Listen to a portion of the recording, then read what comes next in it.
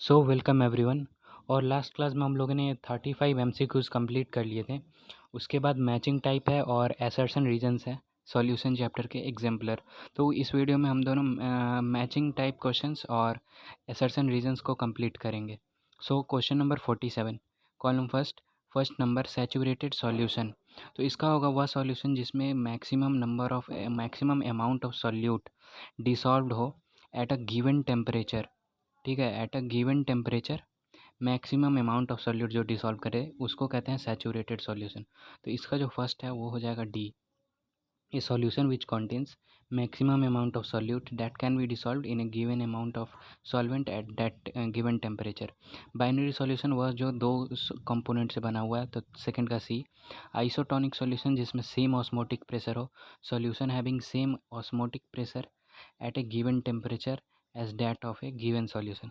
Hypotonic solution, hypotonic solution में जो osmotic pressure होता है वो दूसरे के मुकाबले कम होता है, तो फोर्थ का बी हो जाएगा, a solution whose osmotic pressure is less than that of another. अब सॉलिड सॉल्यूशन है, तो सॉलिड सॉल्यूशन में क्या होता है कि सॉलिड जो सॉलिड इन सॉलिड जो वह सॉल्यूशन जो सॉलिड फेज में हो, तो solid solution A solution in solid phase. अब है हाई वो सॉलिड सॉलिड का सॉल्यूशन होता है। अब है हाइपोटोनिक सॉल्यूशन, इसका जो ऑस्मोटिक प्रेशर होता है वो दूसरे के मुकाबले ज़्यादा होता है, तो सिक्स का ई हो जाएगा, a solution whose osmotic pressure is more than that of another. तो 47 नंबर एमसीक्यूज़ कंप्लीट हो गए। अब इसके बाद जो नेक्स्ट है वो है 48 नंबर। तो 48 नंबर में है column first column to. First है सोडा वाटर, तो सोडा वाटर जो है वो गैस इन लिक्विड का ये एग्जाम्पल है, तो इसलिए जो इसका जो करेक्ट ऑप्शन है वो है ई, a solution of gas in liquid. Sugar solution जो है ये है सॉलिड इन लिक्विड का एग्जाम्पल है, a solution of solid in liquid, तो इसका सी हो जाएगा ऑप्शन। अब जर्मन सिल्वर जो है वो सॉलिड इन सॉलिड का सॉल्यूशन है, ये एक एलॉय है, कॉपर जिंक निकल और कभी कभी लीड और टीन भी होता है, तो इसलिए जर्मन सिल्वर का हो जाएगा ए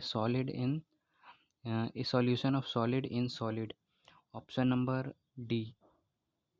ठीक है, तो जर्मन सिल्वर में क्या क्या होता है, कॉपर होता है, ठीक है, जिंक होता है और निकल होता है। और इसके बाद जो फोर्थ नंबर है वो है एयर, तो एयर जो है वो गैस का एग्जाम्पल है, तो ये एयर इसका solution of gas in gas, इसका जो करेक्ट है वो बी ऑप्शन है। हाइड्रोजन गैस इन पैलेडियम, ये जो सॉल्यूशन है ये गैस इन सॉलिड का एग्जाम्पल है, तो इसका ए हो जाएगा, ये solution of gas in solid. ठीक है, तो ये भी सारे कंप्लीट हो गए। अब इसके बाद 49 नंबर है, तो 49 नंबर इसमें कुछ फार्मूलेस दिए हुए हैं। सबसे पहला है राउल्ट्स लॉ, तो राउल्ट्स लॉ का तो जानते ही हैं, partial pressure equal to P1 P1 naught plus X2 P naught P2 naught. तो इसका जो वैसे इसका जो डिफिनीशन है Raoult's law for ideal solution वो है when two volatile liquids are mixed to form an ideal solution then vapour pressure of any component is directly proportional to mole fraction of that component present in solution. उसी से ये formula निकल के आया। तो इसके बाद है हेनरीज लॉ का जानते ही हैं, partial pressure is directly proportional to mole fraction of the gas present in the liquid, that is partial pressure equal to KH into x, where x is mole fraction. Elevation in boiling point, delta TB is equal to KB into m, where m is molality and KB is molar elevation constant. Depression in freezing point, delta TF equal to KF into m, where m is molality and KF is depression constant. Now osmotic pressure pi equal to CRT। तो 49 भी complete हो गया। 50 number, तो वह 50 number question है, इसमें match करने हैं, फॉर्मूलेज दिए हुए हैं। तो सबसे पहला है मास परसेंटेज, तो इसमें क्या होता है, mass of solute component by total mass of solution into 100, तो फर्स्ट का जो करेक्ट है वो डी है। इसके बाद है वॉल्यूम परसेंटेज, तो इसमें ऊपर वॉल्यूम ऑफ सॉल्यूट होता है बाय टोटल वॉल्यूम इनटू 100, तो फर्स्ट सेकंड का C. Mole fraction number of moles of component by total number of moles of all the components, तो थर्ड का बी। इसके बाद है मोलैलिटी, मोलैलिटी में क्या होता है, ऊपर number of moles of solute होते हैं और नीचे mass of solvent in KG, तो फोर्थ का ई। मोलरिटी ऊपर number of moles of solute और नीचे volume of solution in litre. तो फिफ्थ का ये। इसके बाद नेक्स्ट जो है, अब जो है क्वेश्चंस वो है असर्शन रीजन। तो देखते हैं सबसे फर्स्ट असर्शन रीजन 51 नंबर। तो 51 नंबर में जो असर्शन है वो है molarity of solution in liquid state changes with temperature. तो सही है, टेम्परेचर चेंज करने पे मोलैरिटी जो है वो चेंज होता है। तो रीज़न क्या होता है कि क्योंकि टेम्परेचर चेंज करने पे वॉल्यूम भी चेंज होता है और मोलैरिटी वॉल्यूम से रिलेटेड है, इसलिए मोलैरिटी भी चेंज करता है। तो रीज़न दिया है the volume of solution changes with change in temperature.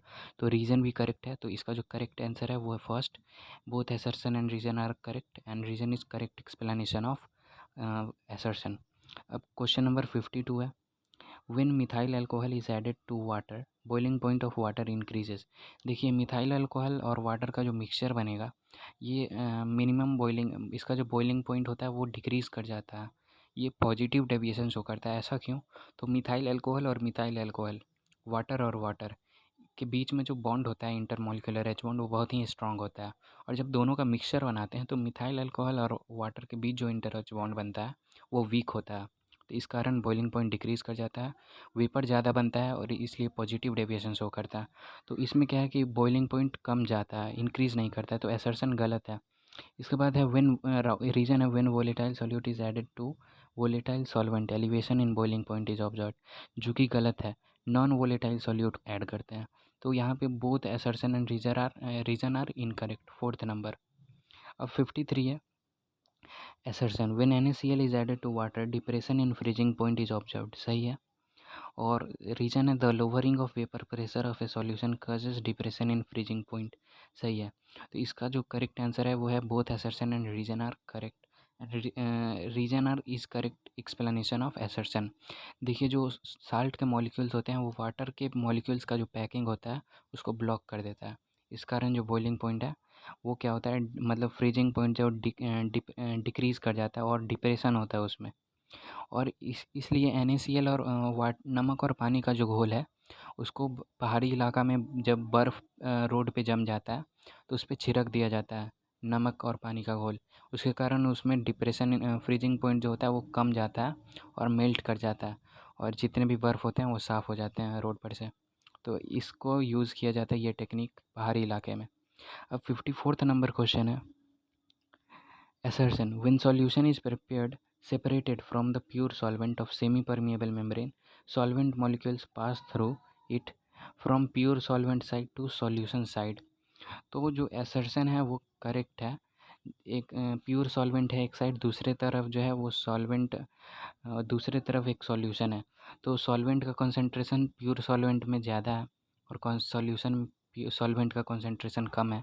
और जब भी कोई मूवमेंट होता है ना तो हाई कंसंट्रेशन से लो कंसंट्रेशन की तरफ होता है, ठीक है। तो इसलिए सॉल्वेंट जो फ्लो करेगा वो प्योर सॉल्वेंट से सॉल्यूशन की तरफ फ्लो होगा सॉल्वेंट का। तो इसलिए असर्शन जो है वो करेक्ट है। अब रीजन देख लेते हैं, diffusion of solvent occurs from region of high concentration solution to a region of low concentration solution. तो देखिए जो डिफ्यूजन है मूवमेंट ऑफ सॉल्वेंट, ये हाई कंसंट्रेशन से लो कंसंट्रेशन दिया हुआ है कि हाई कंसंट्रेशन सॉल्यूशन से लो कंसंट्रेशन सॉल्यूशन की तरफ होता है, ये रीज़न दिया है। और देखिए जिधर सॉल्वेंट प्योर सॉल्वेंट है उधर अगर हम सॉल्यूशन के कंसंट्रेशन की बात करें तो सॉल्यूशन का कंसंट्रेशन कम है, ठीक है, क्योंकि वहाँ पे सॉल्यूट नहीं है। प्योर सॉल्वेंट में प्योर है तो वहाँ पे सॉल्वेंट का हाई कंसंट्रेशन है और जो दूसरी तरफ सॉल्यूशन है वहाँ पे जो कंसंट्रेशन है सॉल्यूशन का वो हाई है। तो इसलिए जो फ्लो होता है सॉल्वेंट का वो हम कह सकते हैं कि लो कंसंट्रेशन सॉल्यूशन के लो कंसंट्रेशन से सॉल्यूशन के हाई कंसंट्रेशन की तरफ हो रहा है। और यहाँ पे उल्टा ही दिया है, हाई कंसंट्रेशन से लो कंसंट्रेशन की तरफ। तो इसलिए इसका आंसर होना चाहिए assertion is correct but reason is incorrect. लेकिन आपके आंसर में दिया हुआ है कि both assertion and reason are correct but reason is not correct explanation of assertion. तो इसमें कुछ डाउट आता है कि ये जो रीज़न है ये करेक्ट है या इनकरेक्ट है। एक्सप्लेनेशन तो छोड़िए, ये करेक्ट है या इनकरेक्ट है, ये एक डाउट आता है। तो इस पे आपका क्या विचार है ये आप बताइए, क्या रेक्टिफिकेशन है इसमें, ये रीज़न गलत है या सही है, कमेंट में बताइए। तो सारे एसर्शन रीजंस कंप्लीट हो गए और सॉल्यूशन चैप्टर के भी एग्जाम्पलर की प्रैक्टिस जो थे ऑब्जेक्टिव्स के वो भी कंप्लीट हो गए। तो अच्छा लगे तो लाइक करिए, शेयर करिए और सब्सक्राइब करिए।